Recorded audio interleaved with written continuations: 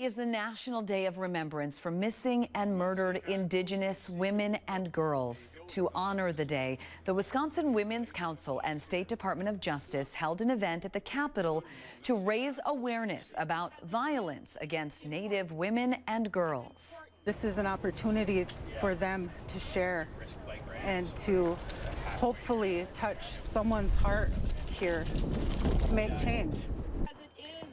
In Wisconsin and across the country, people are less likely to report violence against Native American women because there's confusion about jurisdiction. Attendees, as you see, wore red today as a show of solidarity.